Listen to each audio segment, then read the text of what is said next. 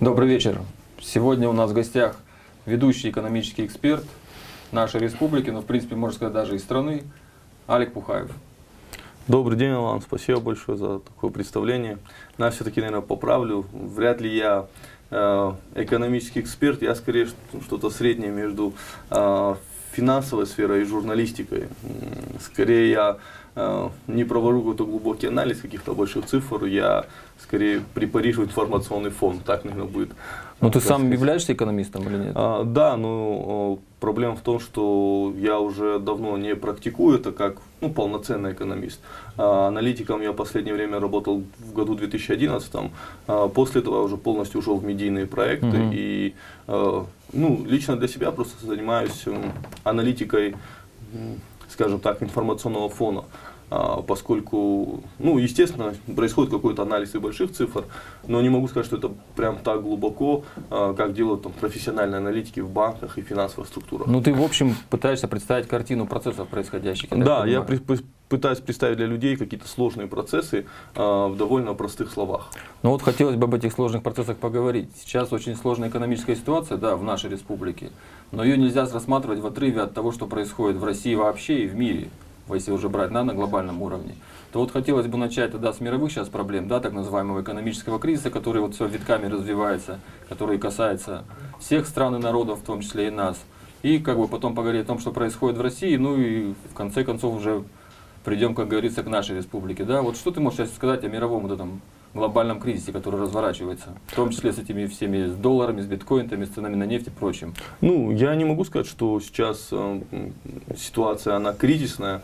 Экономика США, она растет довольно быстрыми темпами, они восстанавливаются быстрее всего. Проблемы наблюдаются небольшие в Европе в связи с тем, что вот долговой кризис 2011 года их подкосил очень серьезно, и проблемы еще не решены. Помимо этого, скорее мы сейчас наблюдаем не экономический кризис, а именно политический кризис. Он происходит и в США, и в Европе. А как вот, на твой взгляд, вот, по оценкам экспертов, когда Китай выйдет на первое место по темпам экономического роста? Когда уже обгонит США? Не, по темпам экономического роста он уже давно. Уже обогнал, да? Да. А объем экономики? А по объему экономики, я думаю, что это в ближайшие 20-30 лет.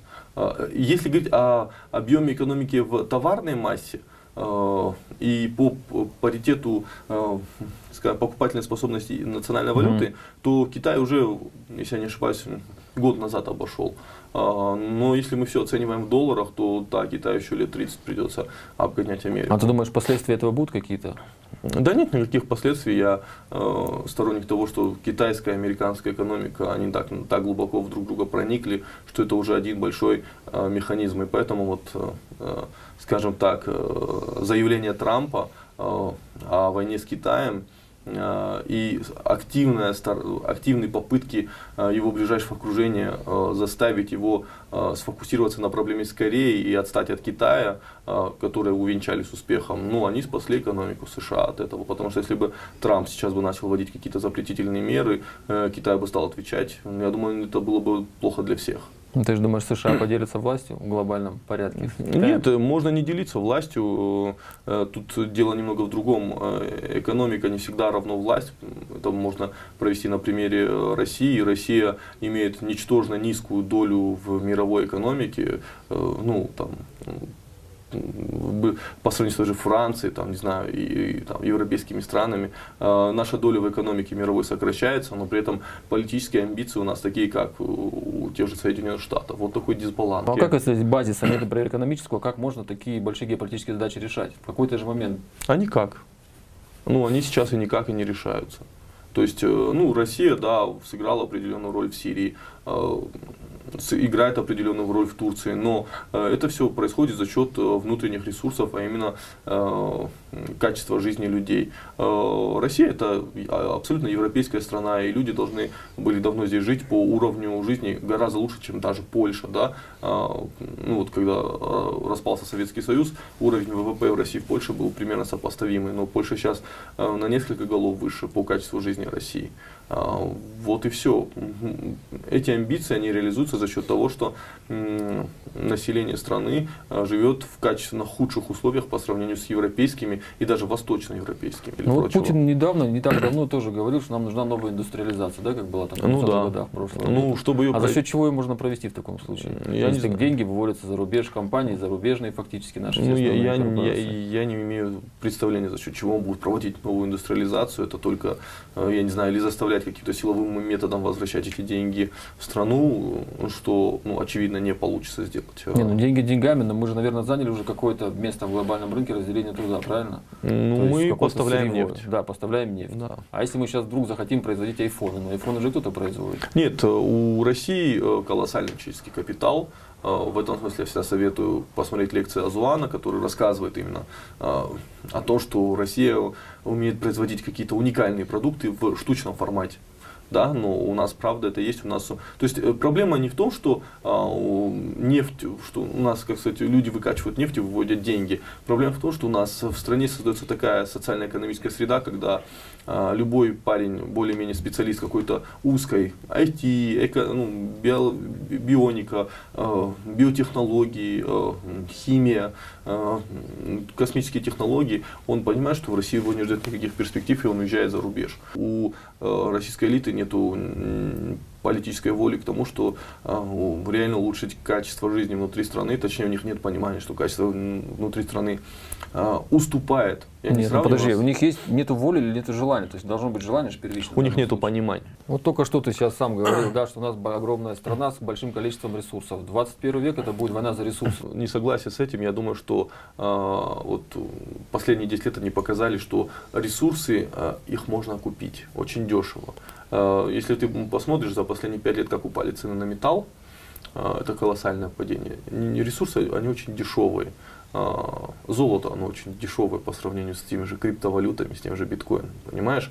Мы увидели, что тебе не надо воевать за нефть, тебе надо создавать новые транснациональные компании, например, тот же Uber, понимаешь? И Россия со своей нефтью и вот этими пропагандой в стиле того, что вот война за нефть, это осталось в прошлом веке, в то время, когда идет война за технологии, идет промышленный шантаж, промышленный шпионаж, и тут война за мозги глобальная, а Россия ее глобально проигрывает. У нас был такой парень в стране, и звали его Павел Дуров. Но он и его команда, они гениальные ребята, они умеют создавать хороший продукт. И просто посмотри, например, кто из российских олигархов, который в 90-е годы заработал на, скажем так, разграблении советского имущества, смогли ли они в Европе создать или в Америке успешный бизнес? Приведешь примеры? Я вот думаю, что их очень мало. А молодой парень, который создал ВКонтакте, которого выгнали фактически из страны, вдруг создает мессенджер, и он угадывает тренд на засекреченность. Да. И этот мессенджер сейчас становится просто глобально популярным. А почему такие специалисты не востребованы у нас в стране? Не, они востребованы. Почему вот его так захотели прижать? Именно вот из-за этого конфликта со спецслужбами только? Да. Но ВКонтакте же, по-моему, у него до этой всей истории ВКонтакте забрали это. У нас просто, как сказать, не любят личное проявление воли. Есть вот такое непонимание, да, что с людьми надо работать деликатно. У нас любят работать жестко, так, по-советски и давить ребят. Российская элита, она политически не гибкая и в своей массе глупая. Это очень легко прослеживается, опять-таки, по вот таким историям, когда человек, который возглавлял там комитет по борьбе с коррупцией, там генерал, да, сейчас у него там имущество в Майами на 38 миллионов долларов находится. Но тут же возникает вопрос, что это больше глупость или предательство? Я думаю, это глупость. Если так поговорить с этими людьми, они абсолютно искренне, они там болеют за Россию матушку, они вот прямо, знаешь, это история из вот наша Раша, да, когда человек ест черную икру и говорит, что он страдает за Россию, это абсолютная правда, идет деформация сознания.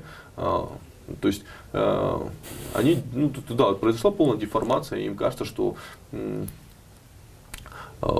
идет глобальная война, но при этом они спокойно, их дети учатся. А война кого с кем? Вот постоянно люди говорят про глобальную войну. Если раньше были войны, понятно, то есть одна национальная элита воюет с другой национальной элитой там, за территорию. Сейчас, как ты говоришь, войны уже идут за контроль над сознанием в большей степени, да, а не за территорию. Грубо говоря, Китаю нет зачем захватывать Дальний Восток, он может просто купить все, что ему там надо.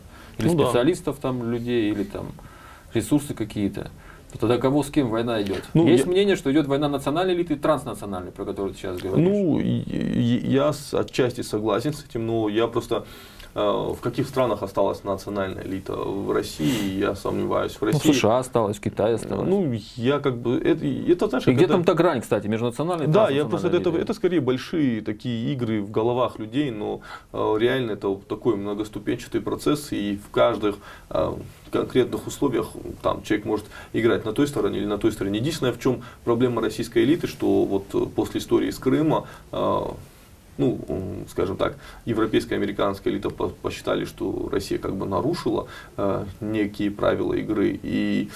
А почему не считают, что Россия нарушила, а, например, в Сербии не нарушили они правила игры, или в Ливии не нарушили правила игры? Ну, это скажем так, стандарты? Или там... Не, ну, политика это вообще искусство работать двойными стандартами. Проблема в том, что они считают, что они делают это изящнее. Изящней. Да. Ну так у нас практически без жертв это сделали. Ну, скажем так, если ты помнишь, да, это восприняли как нарушение правил игры, но после Крыма никто не вводил жестких санкций против России. Против России ввелись лишь номинальные санкции против каких-то лиц. Ну да, это было такое, скажем так, объявление войны, но не жесткое. Жесткие санкции стали вводить именно после Донбасса. А насколько вообще критичны эти санкции? Вот многие же сейчас говорят, что санкции пошли нам на пользу, санкции это хорошо, мы начали я сомневаюсь в этом. Спрос, там, трудно развивать внутренний спрос. Нет, импортозамещение это хороший процесс, я как бы с ним согласен. Но оно тоже провалилось, насколько я понимаю. Медведев об этом заявил. А как можно импортозамещать? Ну ты представляешь, ты производитель яблок. Польские яблоки больше не доезжают до России, тебе надо увеличивать масштабы производства. Как ты можешь это сделать? У тебя нет внутреннего капитала или каких-то накопленных средств. Ты должен пойти в банк и взять кредит. А когда ставка по кредиту больше, чем твоя рентабельность? И по поводу кредитов тоже. Это же все зависит от ставки рефинансирования Центрального банка, правильно? Ну, да. Уровень кредита. А почему они не сделают ее там, как не знаю, как в Германии, там единица или там отрицательная смотри, ставка? Мы, во-первых, нас нельзя сравнивать с Германией. Германия это развитая страна, мы развивающиеся. Развивающиеся страны всегда характерны тем, что более высокие темпы роста экономики и более высокие ставки. У России, как у одной, это только исключение из развитых стран, у нас темпы роста как раз как у развитых, а ставки высокие. У меня нет в этом случае претензий к Набиуллиной, поскольку, вот, например, сейчас там с открытием и Бинбанком проблемы выделяются, там печатается около 1 триллиона рублей. Понятное дело, что этот 1 триллион рублей Центральный банк постарается сделать так, чтобы они не попали в реальную экономику, но так или иначе это риск для разгона инфляции. Центральному банку только удалось держать инфляцию там, в 4%. Но почему вкладывают именно так? Готовы вкладывать в банковскую сферу, но не готовы в реальный сектор? Тут просто проблема в том, что эти банки были признаны системозначимыми, и их нельзя не спасать, потому что иначе вся финансовая система рухнет. Но, опять-таки, можешь посмотреть заявление главы счетной палаты и главы АСВ. 80% банкротств российских банков – это криминальная история. А если выразиться более точнее, банковский сектор России – это самая криминальная отрасль. Даже если мы будем сравнивать тот же, там, не знаю, строительство. А почему же так получается? Вроде же у нас вертикаль власти, силовые структуры. Скажем так, у Эльвиры Набиуллина, она взяла, скажем так, курс на исправление этой ситуации, но, с 2013 если бы не было санкций, была нормальная экономическая ситуация, она бы так или иначе довела бы ситуацию до логического конца и зачистила бы эти криминальные банки. А сейчас же ситуация такая, что с одной стороны Эльвире Набиуллиной надо сдерживать инфляцию, с другой стороны ей надо залатать дыры по вот этим банкам. Причем ты понимаешь, что в тех или иных банках всегда есть интересанты среди крупных лиц, там, генпрокуратуры и прочих. И постоянно Поэтому у Набиуллиной сейчас есть, скажем так, абсолютный мандат, который дал лично Владимир Владимирович, иначе бы его давно уже съели бы. Проблема в том, что наш центральный банк, он зависимый.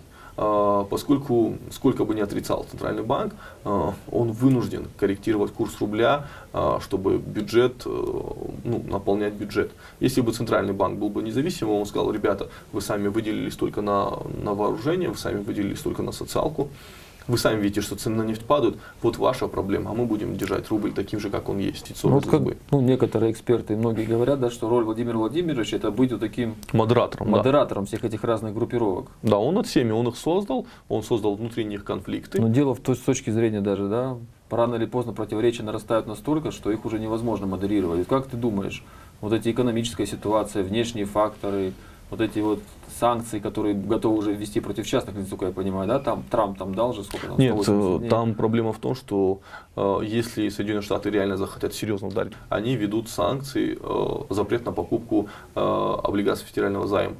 И вот это будет очень мощный удар, поскольку именно за счет притока капитала в госдолг России рубль в последнее время так крепко держится. Ну вот как ты думаешь, когда эти все факторы сложатся вместе, этот раскол элиты состоится, и к чему это может привести? Ты знаешь, хотелось бы сказать, что это произойдет через год, но я в этом сомневаюсь. Эта история может длиться и 10 лет еще, и 20 лет.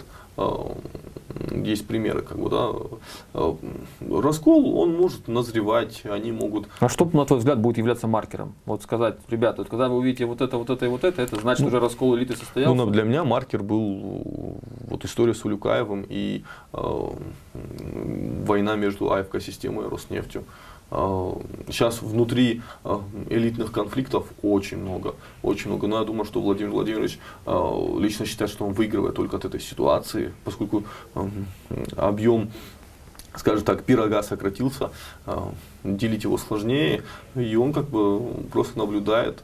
А вот внешние факторы, вот скажи, пожалуйста, вот эта война в Сирии, да, ну, так скажем, наша гуманитарная помощь Донбассу и прочее, они что же как бы ложатся бременем на экономику? Ну, они ложатся бременем, но не столь существенным. Война в Сирии, я войну в Сирии воспринимаю как отличную маркетинговую кампанию российского оружия. Так, да? Да.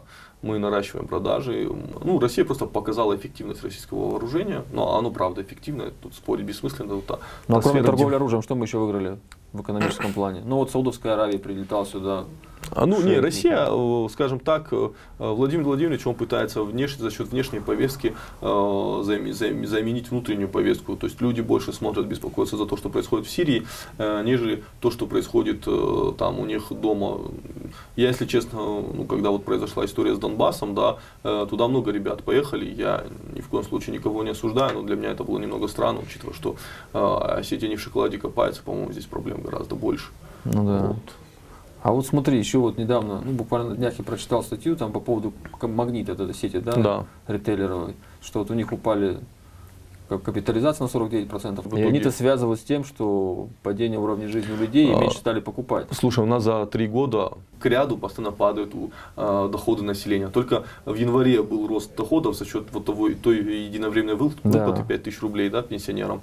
А так у нас постоянно падают доходы. Вот это самый яркий маркер, мне кажется, да, потому что можно все что угодно говорить, там вот о экономическом росте, там, о том, что экономика выходит из штопора, и при этом вот такое падение продаж. 100%. Магнит самая крупная же часть сети, я так понимаю. Да, одна из крупнейших. Но в то же время рейтинг Владимира Владимировича на довольно высоком уровне. А вот как ты этот парадокс можешь объяснить? Парадокс качественной российской пропаганды. Российская пропаганда от некачественной советской пропаганды. Советская пропаганда, она была, скажем так, прямолинейная. То, что написано, то имелось в виду, и поэтому советские люди учились читать между строк.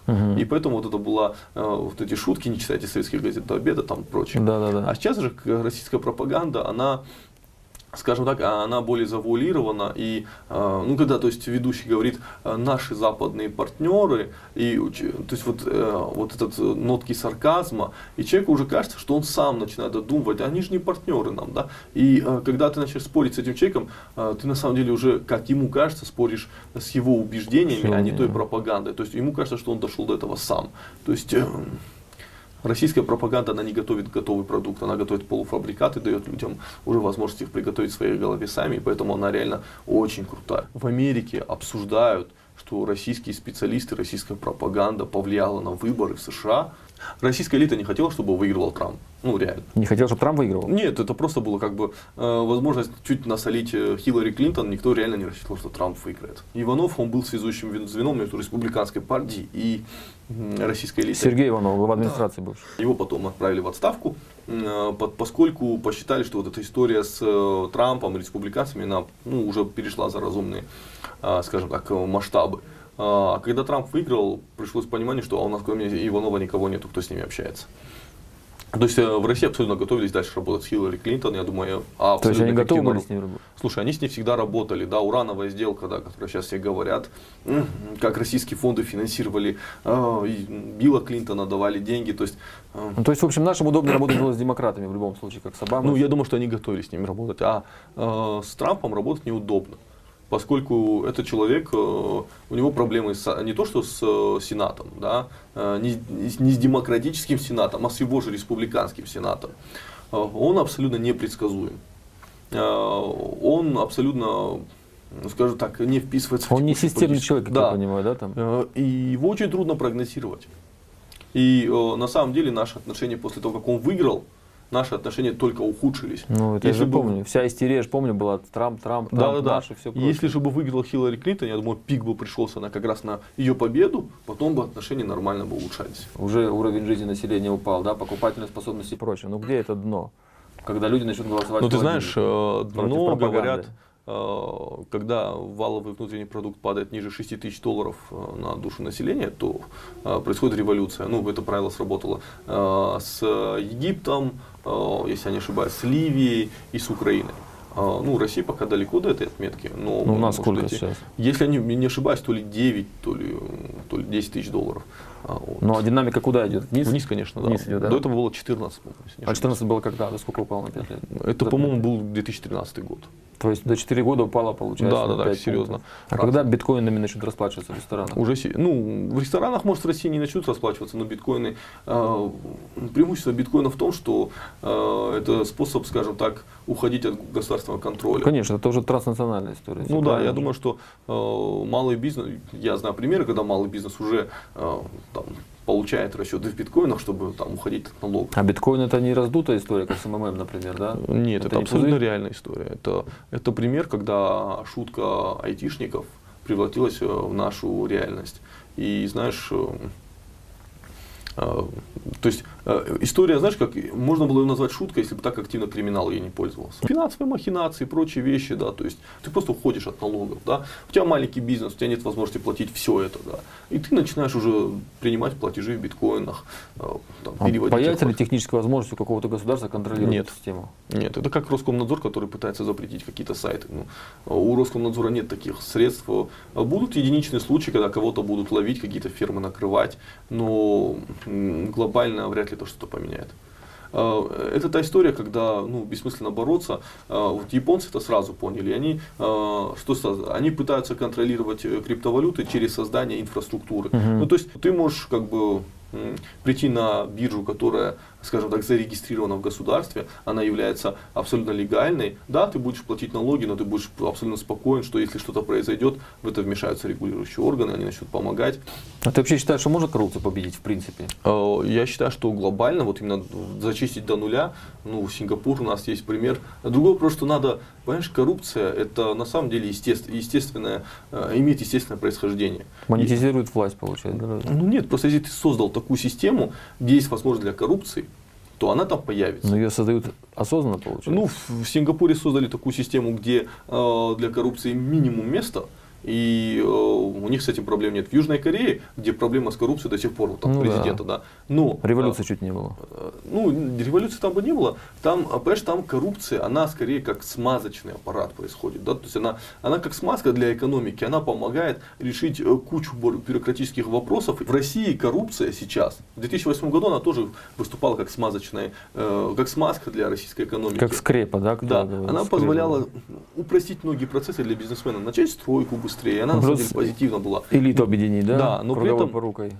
денег стало меньше, а стоимость взятки осталась такая же или даже выросла. И теперь же коррупция в России с 2008-2011 года, почему они вдруг заговорили? До 2008 года никто не говорил, потому что она стала барьером для развития бизнеса. Да. Если раньше ты мог, это не это существенные деньги, но ты зарабатывал больше, И вкладывал то сейчас, туда. то сейчас тебя требуют уже столько, что уже бизнесмен думает, ребята, а вы не обнаглели, как бы, понимаешь?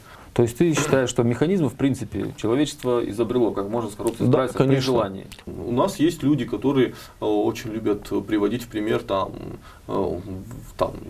40-е годы, 30-е годы, расстрелы массовые. Я как гуманист Я люблю людей, и я считаю, что каждая жизнь бесценна, и человек, который хочет расстреливать, ну, едь в ту страну, где расстреливают, он в Саудовскую Аравию, там вообще головы режут. То есть, если нравится, как бы выбор Не, есть. ну что нам эти ультрапатриоты говорят, что другого способа борьбы с коррупцией не существует. Ну, Только Сталин смог ее победить. Но вот сейчас ты говоришь, там в Сингапуре, где-то Ну, слушайте, еще есть- смогли. То есть, если бы я к чему Да. говорю, что если правильно выстроить систему, прозрачно, да, или осознанно, чтобы она была без коррупции, то это в принципе сделать можно. конечно, При наличии конечно. политической воли. Понимаешь, если бы не было примеров, я бы, наверное, замолчал. Но Да. примеры есть. Слушай, есть те же Соединенные Штаты Америки, где есть коррупция. Ну, во-первых, с ней борются. Во-вторых, часть коррупции выведена в легальный формат, как лоббирование. Да. Понимаешь? Кстати, по поводу лоббирования, ты считаешь, что хорошо или плохо? Ну, я считаю, хорошо, конечно. Ну, поскольку оно так или иначе всегда будет. Оно и существует в принципе, да? Так хотя бы оно легально, оно регистрируется. Налоги платят. Понимаешь, да. А в России же есть абсолютно закрытая российская элита, которая не допускает выхода информации из нее. Поэтому у нас появилась опять наука кремлеология, как вот в советское время. Башни изучают. Да. Вот сейчас это и происходит. И на самом деле, да, это все негативно. Это негативные процессы, поскольку чем более закрытая система, тем более она уязвимая. Угу. Вот как ты знаешь, от общего к частному, сейчас хотелось бы поговорить о проблемах нашего региона, да, нашей республики. Вот как ты можешь сейчас описать экономическую ситуацию в Осетии? Ну, я не экономист, но даже визуально, глядя на соседние регионы, да, там, не обязательно там. Скажу так, все очень плохо.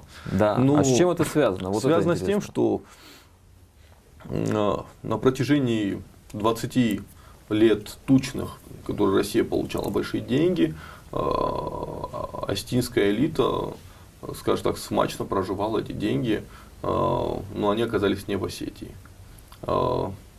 Часто любят говорить, что есть остинские бизнесмены, есть остинский капитал. Да.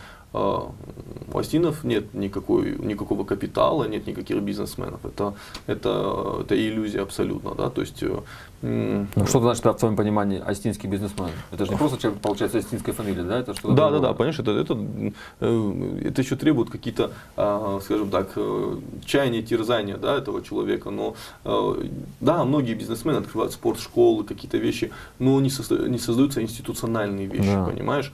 Нету системы воспроизводства элиты, нету системы воспитания элиты, нету системы образования элиты, понимаешь? У нас единственный социальный лифт во власть – это борцовский ковер. И, скажем так, можно смеяться над борцами, но это единственная, скажем так, институциональная сила в Осетии, которая проявила продемонстрировала свою силу и эффективность. Уже и политическую волю тоже. Да. Многие просто обвиняют там некоторые там товарищи в ультранационализме вообще, Ну, особенно наши соседи восточные, да? Там, Ну, прочее. это, знаешь, как, меня трудно обвинить в ультранационализме, поскольку я интернационалист. Но вот где вот грань между здоровым национализмом, да, любви к себе, к своему народу и вот этим Она простая. нездоровым? Есть вот национализм, просто национализм имеет очень плохой контекст, Ну, и конечно, поэтому, да. благодаря товарищу Гитлеру, господину, да. Да и прочим. многим другим там постарались ребята. Я не допускаю шовинизма. Если мы говорим о здоровом национализме, мы так его назовем, то это скорее речь о том, когда ты просто боишься за то, что твой язык исчезнет, ты не хочешь быть ассимилироваться, стать представителем другой этничности, несмотря на то, что ты к ним очень прекрасно относишься. Вот я русофил, я воспитан на русской культуре, я воспитан на русской литературе, но при этом всем я же не хочу становиться русским. Да? Идентичность теряется. Да, при этом всем я русских очень Но мир же люблю. становится глобальным. Рано или поздно же, наверное, исчезнут эти все национальные перегородки. Я хотел бы максимально отдалить этот процесс, поскольку я считаю, что вот именно то многообразие культур и дает какие-то колоссальные экономические прорывы. Вот это же, знаешь, это не просто какое-то иррациональное стремление, да, в этом есть и реальное зерно. Именно на стыке там русской и остинской культуры может произойти что-то глобально интересное. Ну да. На стыке там остино-грузинской культуры может произойти что-то глобально интересное, понимаешь? Остинская культура, да, переварив там из русской культуры, взяв что-то, из грузинской, из арабской, из турецкой, она может родить что-то новое, интересное. Понимаешь, вот ребята в портале они рождают остинскую культуру заново. Да? Ну да, То да, есть, да. талантливые. Я просто, знаешь, как я не хочу, чтобы все люди стали, скажем так, одного цвета, в одних серых робах, понимаешь.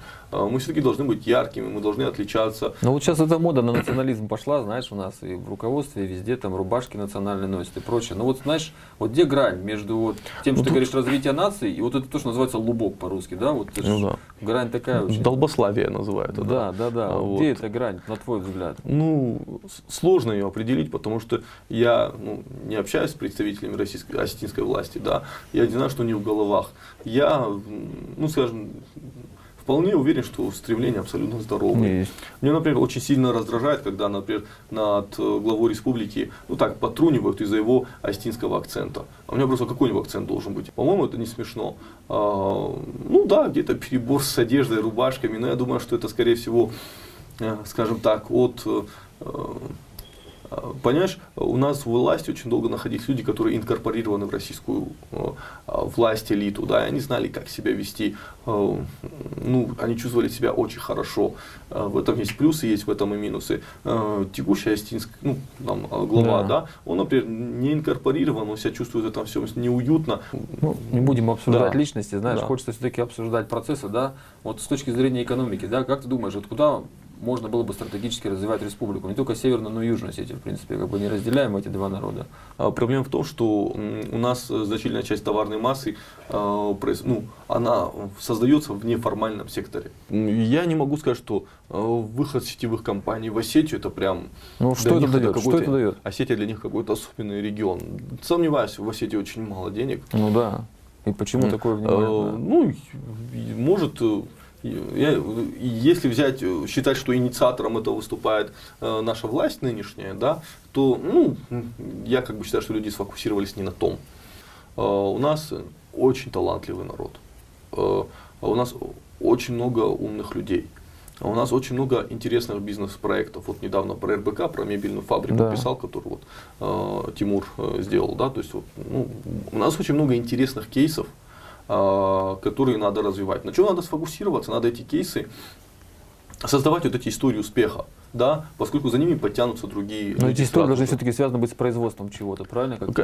Не обязательно только с производством. Если, извини меня...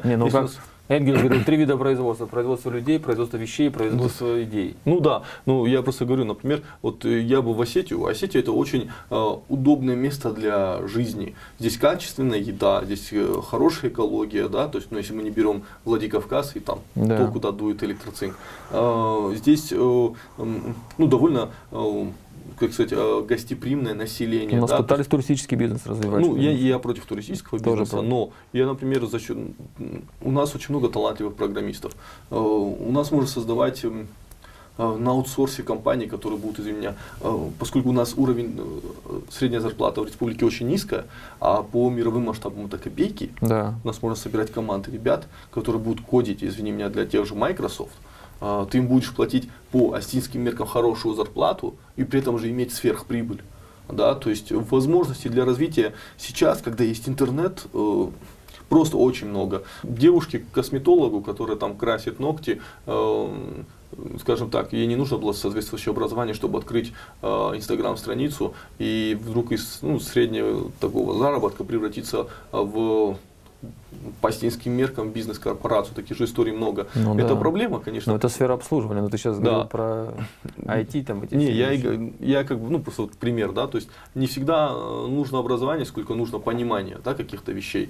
Про IT я говорю в идеале и далеко. Да? То есть я понимаю, мы сейчас же на чем мы будем строить IT, у нас нет инфраструктуры. Мы же пытались IT-парк создавать даже, я помню. Это Почему он не пошел, кстати? Потому что у нас ты IT, знаешь, когда ты создаешь не просто не IT-парк, а просто парк, да, тебе нужны люди, да, чтобы они там гуляли, а если у тебя этих людей нет, какой IT-парк, когда у тебя нету IT-инфраструктуры вообще в Осетии? Какая? У нас есть IT-компании какие-то очень крупные, да, у нас этого нету, для чего создавать IT-парк? Тогда как использовать человеческий потенциал, про который ты говоришь? Реализуется глобальное количество программ по поддержке малого бизнеса. Да? О них просто не говорят. Люди, вот недавний этот отчет счетной палаты, он показал, что вот этими программами пользуются только 2% бизнесменов по всей России. То есть одни и те же люди берут вот эти бюджеты, понимаешь? Ну, тут, понятно, коррупционная составляющая, но просто они не доведение информации до людей. А у нас в Осетии проблема в том, что вместо того, чтобы сфокусироваться на создании тысячи маленьких, но хороших историй, у нас вот это проблема всех других регионов, но у нас тоже вот к нам придет крупный инвестор, он нам даст денег, мы откроем опять спиртзавод, ну никто в Осетии не даст пойти водочному бизнесу, всем понятно, братья Ротенберги уже давно отжали все у Астин, понимаешь? Ну, конечно. Ну, о чем речь? Какой еще водочный бизнес? Ну, забудьте про эту историю. Ну, тут надо просто менять подходы. А чтобы поменялись подходы, нужно, чтобы были новые люди. А новых людей мы не видим, ну, во власти точно. Нужны технократы, а у нас пока их нету, как бы, да. То есть не во главе республики технократ не нужен, у нас пока, извини, разобраться бы с реальным производством, конечно, да. и сельским хозяйством, да. То есть, ну, возьмите, скажем так, вторым человеком технократа, который будет бегать с этим всем. Вот это старые клише, они мешают для развития, для создания как бы новых продуктов, новых форм, понимаешь? Вот ты же как бы в Москве живешь, сюда приезжаешь периодически, и тебе на контрасте видно, ну мне лично видно бывает сильно, да, как там деградирует экономическая ситуация, и все. У тебя же я читал пост, когда ты писал, что вот в начале учебного года люди брали микрокредиты под большие проценты, чтобы идти в школу собрать. Это что же показатель, да, как там падение? Ну это не только в России, это по всей России. Вообще было, по всей России, да. И вот просто успеем ли мы вот эти стратегические области развить до того момента, когда ситуация какую-то может зайти в Ты знаешь, негативную сторону? вот Осетия в этом плане очень хороший пример. В Москве все-таки есть районы, да, куда люди, 2% состоятельных людей могут уйти, там жить и не соприкасаться с реальностью. Да? То есть и вот идет вот такая жесткая сегрегация населения. В Осетии это очень сложно сделать, потому что родственные связи проникают очень сильно. И нету пока своей рублевки там или прочего, а формируется это все, но пока нету. И поэтому да, в Осетии это очень сильно заметно, и в Осетии социальная напряженность может возрасти гораздо быстрее, чем в Москве. Слушай, когда в Осетии человек на дорогой машине делает аварию, основная масса людей как бы так злорадствует, да? И можно было сказать, какое у нас негуманное население, да? Вот в какой-то момент, когда щелчок произойдет, если эти люди начнут высаживать людей из богатых машин, то я думаю, как бы не надо будет этому удивляться. Я поэтому еще вот давно писал статью о том, что вот в Осетии придет время голодных, злых молодых ребят, которые вот очень жестко пройдутся по всей астинской элите. То есть мы лишний раз убеждаемся, когда власть не желает решать стратегические задачи, да, откладывая их на потом, как бы, то рано или поздно это может к каким-то печальным последствиям привести. Конечно, слушай, мы уже видим эти печальные последствия, поскольку в тех же Соединенных Штатах парень знает, что сколько я буду, как я буду эффективно работать, от этого будет зависеть мой успех. В Осетии это успех и твое упорство очень редко друг с другом коррелируют, да, то есть скорее родственные связи там, или же там дружественные связи и прочее. И ты знаешь, это сильно то есть это исследования показали, это сильно демотивирует людей что-либо делать. Это, ты знаешь, массовая наркоманизация, она как раз таки, это именно социальный феномен. И алкоголизация еще. Да, алкоголизация. Уровень досуга падает до такого низкого уровня, люди начинают просто пить алкоголь, употреблять наркотики. Молодежи нужно куда-то свою энергию выбросить. Ну, мне кажется, что, знаешь, проблема Осетии в том, что у нас нет монолитной элиты. То есть, если брать эти все исламские как бы республики, то там вот есть ислам, и как бы весь народ им объединен. Все остальные там идеологии, они присутствуют в некритическом формате. Да, у нас есть как бы люди, придерживающиеся традиционной религии, там ислама, коммунисты, буддисты, кришнаиты. Это прекрасно. Это прекрасно, да, но управлять такой сложной системой в разы сложнее, мне кажется. Не, ты знаешь, как я думаю, что управлять в Осетии гораздо проще, просто надо по европейскому формату это делать, а не по феодальному, знаешь. Для этого надо европейское сознание иметь. Ну да, вот с ним проблемы, его у нас нет. Но я считаю, что качество человеческого капитала в Осетии, без обид к другим регионам, но есть определенные исторические предпосылки, оно на порядок. Давай на что-нибудь хорошем. Скажи нам что-нибудь хорошее, что перспективы светлые. Я человек позитивный в этом плане, но там сказать, что вот завтра будет все хорошо, я не могу. Ну и через 5 лет я тоже не могу. Ну, на этом мы закончим на сегодня нашу беседу. Всем очень рекомендую подписываться на Алика Пухаева в Телеграме. Канал Спасибо называется «Мысли, не мысли». Да. Будет очень интересно, и вы будете в курсе всех экономических новостей, происходящих в стране и в мире.